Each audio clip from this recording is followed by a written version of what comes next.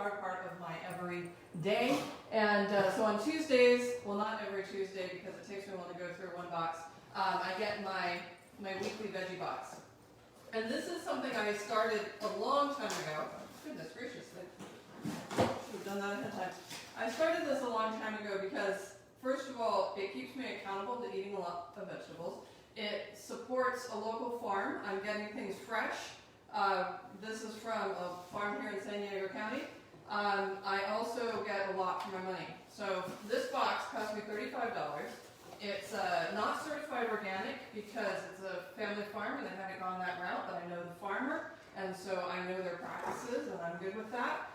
And so I don't know what's in here. I can see already that I have some gorgeous asparagus. And so what I'm going to do is unpack this, talk about what I'm going to do with things, how I'm going to store it, how I'm going to prep it, how I'm going to eat it, and then hopefully you can look into getting a CSA box yourself.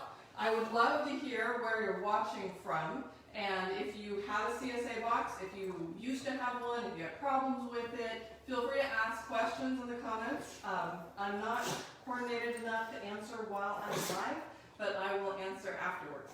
So let me know if you have a CSA box and where you live and whether it goes year-round. I'm in San Diego County. We have it year-round. It's like blazingly hot today, even though it's November 30th. So I know that's not possible necessarily all over the country. So that being said, let's unpack this box and you can see all the gorgeousness that comes in a CSA box. So asparagus. So that, if it were limp, I would just go ahead and cut the bottoms and put it in a glass of water because it is actually a flour. And so you can revive it with water. This is actually pretty stiff and crispy, so I'm going to just put that in the fridge. I've got some spinach here. I'll be sauteing that. I absolutely love sauteed spinach. I have 2 bunches of green onions, and my husband and I both love onions in salad sandwiches, pretty much anything that is savory. I've got some broccoli. Some of these things I don't wash before too much before I use them because they'll start to wilt. For example, the spinach. The green onions, I'm going to go ahead and chop these up as soon as we're done here because then they'll be easy to grab and sprinkle on whatever I'm cooking. I have a bunch of green beans and they're not tied together, so they're a bit of a mess, but that's okay. I'm going to be finding green beans all the way down to the bottom. And here is a surprise. So by the way, growing up, I was in LA and I didn't have a local farm, and I had read books where people snapped green beans. I never knew what that was until I started getting my own CSA box. I had green beans that were frozen, sometimes in a can, but mostly frozen. Anyhow, and then when I got older and I got my CSA box, I learned that snapping green beans is a very soothing activity, and so I do like to snap off that little nubby end, and then it's just kind of really soothing to snap green beans. And you're doing something productive while making dinner. Anyhow, so I'll do the rest of those. And most likely, I don't know how I'll do the green beans this time. I often end up just steaming them. Look at these gorgeousnesses. So I was in the grocery store the other day, and I have a pomegranate tree. It's done for the year. But I was just observing that pomegranates cost $3.50 in a grocery store, and here I have 2 of them. At least I can see 2 of them, and they're absolutely gorgeous. So as I said, $35. It's amazing. And there was another live in which I seeded a pomegranate. I think it was in the one where I was washing. I was washing my apples with Dr. Bronner soap, so you can watch that. So this is amazing. I mean, yes, it's California, and we do have a year-round growing season, but we don't usually have a lot of strawberries in November. But most likely, because this is a small family farm, they probably have a greenhouse, and they're growing these in there, because it's actually too hot right now to grow strawberries. So that's really great, nice treat to have strawberries this time of year. And then grapes. That is gorgeous. I absolutely love, I pretty much can't buy regular grapes anymore because I have my own vines. They're completely done for the year, but these are gorgeous, and they're so flavorful. Oh my goodness. Okay, so here is here's a common CSA situation.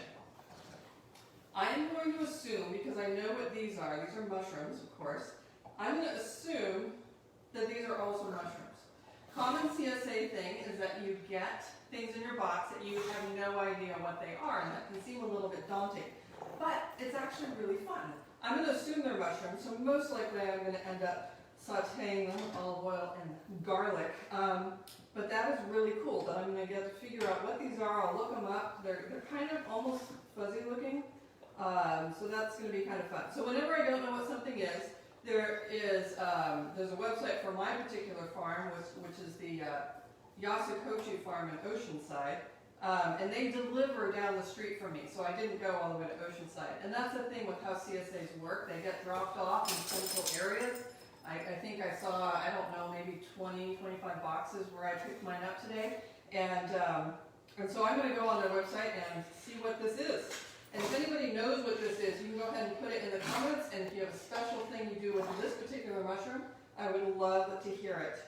So that's always a fun challenge of a CSA box. Look at these gorgeous, gorgeous navel oranges. These are probably the first of the season. Mine are probably another month away from being ripe. And look at how huge those are. Oh my goodness.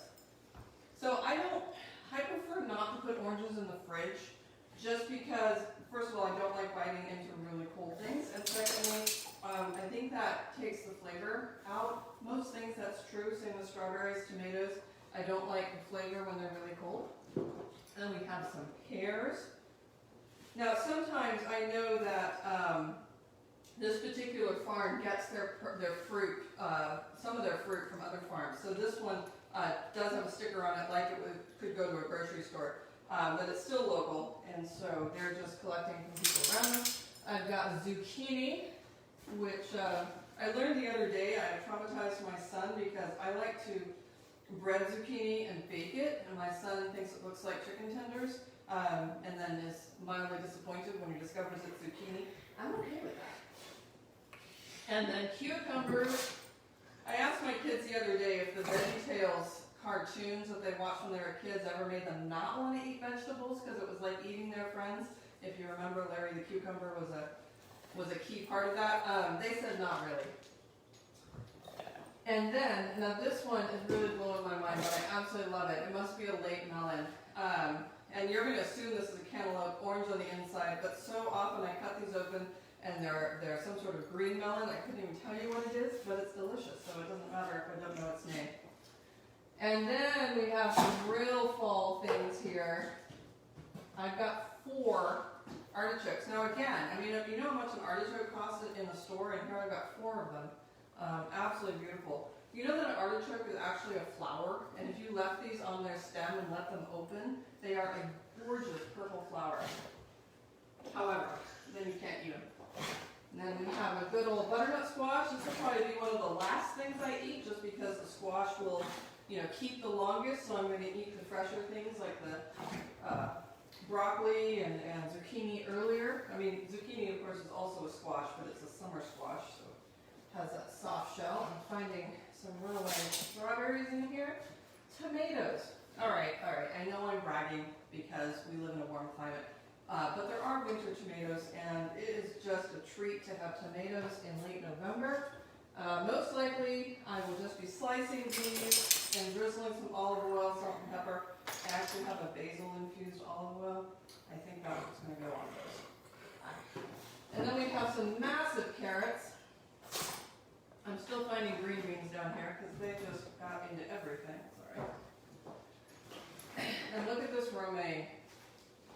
My family loves Caesar salad, so I know that that's what that's going to go into. It's the one salad that all of my kids will eat without any encouragement, so that's pretty great. We've got some celery. Celery is another thing that once you get it from a farm, you cannot buy it from a grocery store. Fresh celery that's locally grown has such a stronger flavor than what you get in a grocery store, and so this is great. For me, I've got kids in braces, so eating raw celery is a little tough on them. So most likely this will be the beginning of a black bean soup. That's kind of my signature soup. Actually, here we go. This is the beginning of my black bean soup. the onions, the celery, and the carrots. And there's no garlic in here, I'll get that, but I have that already. And that'll be the black bean soup. Well, black beans, of course. And then I've got some potatoes, gorgeous red potatoes. I've got some avocados, which of course don't ripen on the tree, so those will be ripening here in my fruit basket. And these. I would have had no idea what these were growing up. I had never heard of, much less seen, a persimmon. When I was in college, my roommate, or my next door neighbor in my dorm, got a box of persimmons from her parents in Maryland, and that's when I was introduced to them. And I know there are two kinds. There's the one that's more oval shaped. This is the one I prefer. They're still a little hard, so those are going to need to sit out and ripen a little bit. And then there's just awesome. I can't wait to eat those. And actually, I think persimmons and pomegranates go really, really well together. Pomegranates, everyone in my family loves them, except my husband, but that's fine, more for the rest of us. I usually just put them on yogurt or in my oatmeal, or on salad, on salmon. Oh my goodness. And then lastly, I've got 2 apples. That's great. If you know me, you know I love apples. I actually do have 7 apple trees, but they're kind of at the end of their fruit bearing, so it'd be good to add some more to the mix. All right, so that's the end. I will bring this box back to the drop-off next week so they can refill it for the following time. So my CSA box, honestly, except for the mushrooms, there wasn't anything terribly exotic here. I remember having to look up kohlrabi the first time I saw that one. I thought it looked like an alien spaceship. If you have any questions about CSAs, go ahead and put them in the comments. I will be happy to answer them, but I'd also love to hear about your CSA and where you're getting it from and what you love about your CSA, what you find challenging about your CSA. And also, as you know from other videos, I'm going to wash anything that needs washing with a little Dr. Bronner's Salsa's or Castile soap. For the most part, since it's organic, I don't, as I said, it's not certified organic, but I know their practices. I don't usually wash things like that with soap unless they look really, really dirty. I just give them a quick rinse. But other than the pomegranates and the pears and persimmons and the oranges and the butternut squash, because it's so warm here, I'm going to put it in the fridge to keep it nice and fresh until we're ready to eat it. So, thanks for joining me, and I look forward to hearing your questions. And if you have any things you'd like me to cover in future lives, like wondering what I do around the house in this situation or whatever, let me know. You might be able to hear that both of my dogs are wandering all around the camera, and so I apologize if you're hearing them nearby. So thanks so much for joining me. If you want to get notified when I'm live, go ahead and like the Going Green page. I will see you next time we go green.